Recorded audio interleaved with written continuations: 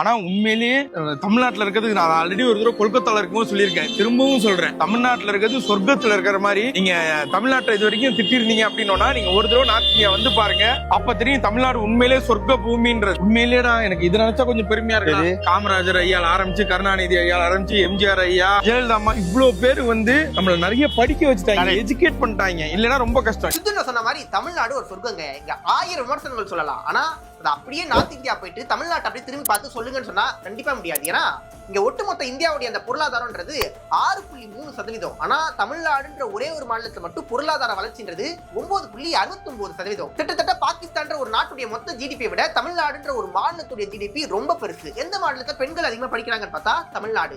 எந்த மாநிலத்துல கல்வி ரொம்ப சிறப்பா இருக்குன்னு பார்த்தா அதுவும் தமிழ்நாடு. எந்த மாநிலத்துல இண்டஸ்ட்ரியல் பெருசா இருக்குன்னு பார்த்தா அதுவும் தமிழ்நாடு. இப்படி சொல்லிக்கிட்டே போகலாம். இந்தியா ஃபுல்லா மதத்தை வச்சு அரசியல் பண்ணிடலாம் அப்படின்னு நினைக்கக்கூடிய கட்சிகள் கூட தமிழ்நாட்டுல இன்னைக்கு வரைக்கும் கால் வைக்க முடியல. அதுக்கு காரணம் இதுக்கு முன்னாடி நம்ம கூட இருந்த அந்த தலைவர்கள். இன்னைக்கு மதுரையில சித்திரை திருவிழா நடக்குது. ஆனா அது ஒட்டுமொத்த நாடும் திரும்பி பார்க்குற மாதிரி ஒரு மத நல்லிணக்க விழாவா இஸ்லாமியர்களும் இந்துக்களும் சேர்ந்து கொண்டாடுற பண்டிகையா இருந்துச்சு. இப்படி இங்க 1000 நல்ல விஷயம் இருக்கு. தமிழ்நாடு என்னைக்கும் சொர்க்கம் சொர்க்கம் சொர்க்கம். ஏன்னா வந்து பாருங்க அப்ப